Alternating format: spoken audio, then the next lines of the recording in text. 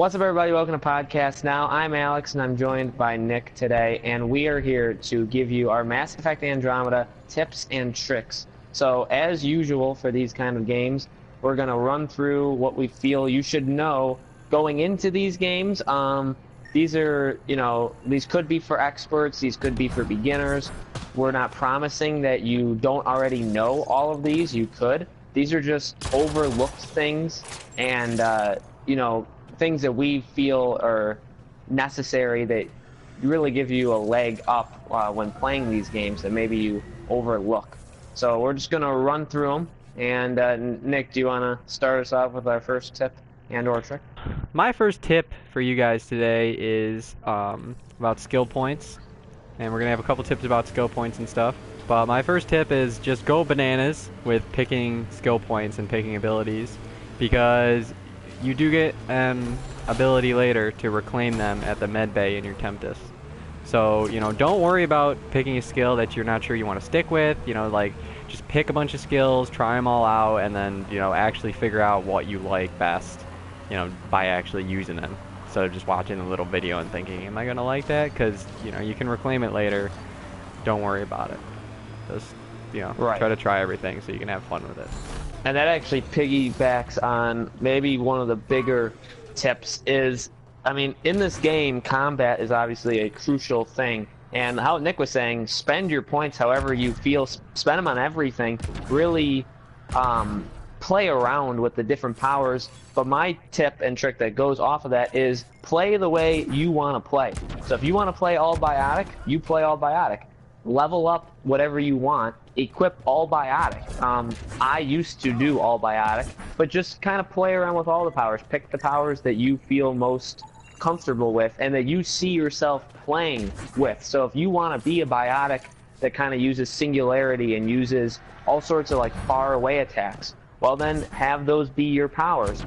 In addition, have your weapons be the same thing. So if you're going to be a far away person, don't equip pistols or shotguns, equip sniper rifles. So have your weapons match the way that you use your powers. Play all along the same thing. Because if you don't, you're going to kind of mix powers with weapons and you're not going to really have fun with the way you want to play. So that is mine.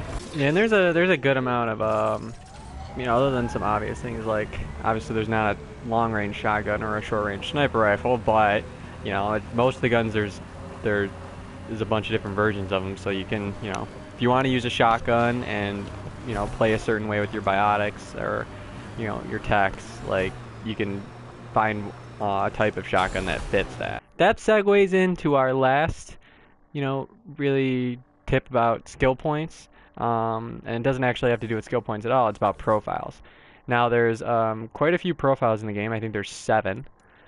And they all have to do with, multiple types of way to play, either like all soldier, all, tech stuff, or, half soldier, half tech, half biotics, there's every option's available. What I recommend with these is, yeah, they have a lot of neat bonuses that, you might see one and it might be, you might be like, oh, that looks really fun, but I'd recommend picking your skills and finding out what skills and what way you like to play with, like what way you like to play first, and then afterwards pick the profile that complements that. Right. And you can switch profiles on the fly, just like you can switch skills on the fly. So, the profile can like make or break your playing. They're very important. Yeah. And then in addition to how you, like when you're actually playing the game, it's important to note you have people that follow you. You have 2 allies, and obviously you unlock more and more as the game goes on, but you can control where your people go. So that's again something that I think just people kind of overlook, is you can control. Yeah, not even overlook, just forget that you can do it. You can hit left or right, and you can tell them where to go. So if you're facing, a ton of enemies and you want to flank them with some of your guys, you can do that. If you want your guys to attack a specific enemy, put your weapon, like aim over the enemy and then hit the left or right on the D-pad, and whoever you pick, that person will attack that enemy. So you can order them to attack a specific enemy, or you can tell them to just go in a general direction. And that's kind of good because your allies do kind of just, I find they're not actually the greatest AI controlled things of all time.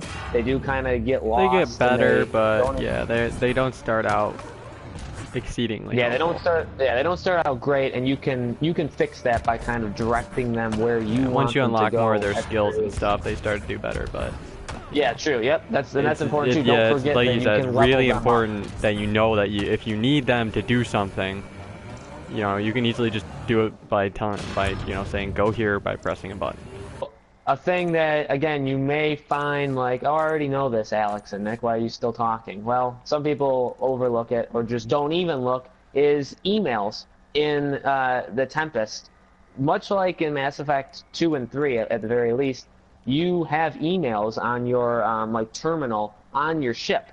And these emails, I mean, they enrich the story, yeah, like they provide additional just general stories and a little bit more lore, but they also unlock several missions. And sometimes you will miss out on missions completely if you do not check your emails. They could be updates on previously completed missions, and they're updates to them. So there's really all sorts of things in those emails that you're just gonna flat out miss part of the game if you don't check them. And again, I understand why you wouldn't, because it's kind of not something that the game doesn't even tell you to check your emails. Like you can walk right by it without even knowing. Yeah, the But game that's doesn't just care if you another. succeed. Yeah, or check your emails. You could have, like Nick said, you could have your Scott Ryder or whatever the female writer is could have like 20,000 unread emails if you really wanted them to. Yeah, The game and won't care. they even tell you right, like one I actually it reminded me that that's a thing because I in my quest log or like the journal, I actually had one said like check your email from Phoebe. Okay, and one of our last tips for you today is actually about how combat works in the game. Now, it's easy to overlook the combos in this game, but they're actually really easy to use and really important. Because the word combo kind of struck me as odd because I'm like, oh, what? I need to like, put 3, 4 moves together and like, to maximize, Right. or something like that. But actually, it's really just like a 1-2 punch. Like, it's just the order you want to use stuff in. So, for example, two of my moves right now, I'm use Incinerate with Tech Tree, and I use Charge in the Biotics tree. So what I want to do is use Incinerate first and then charge them. And so they're on fire, and then after I charge them, the Incinerate primes them for a combo, and the charge detonates the combo. So they like explode and, a mini bout of fire. And there's a tons of different ways you can do this, like Nova detonates combos. So if you use like something that spreads to enemies and you set them all on fire, and then you use Nova right in the middle of them, it detonates all of their combos. So it's just something you want to pay attention to because you want to make sure to use your skills in the right order. This game is pretty big, and there's actually a lot of this game thrown at you, kind of from the beginning. Like you're given, or you have access to be given a lot of things in this game, and buying weapons, buying armor, buying really anything. It costs money, and it costs actually a decent amount of money. And making money isn't like the easiest thing in the world because you have to sell a lot of what you find out in the world to merchants. Well, again, I mean, this isn't like the biggest tip or trick in the world. Like this isn't a no-brainer, but this isn't like something that no one's ever heard of. Is explore the world. For example, in the very first, when you go underground in the very first story mission after you unlock all the glyphs, if you take alternate routes down there, you will find some extremely good items just by going a different direction than what you would think you'd have to go.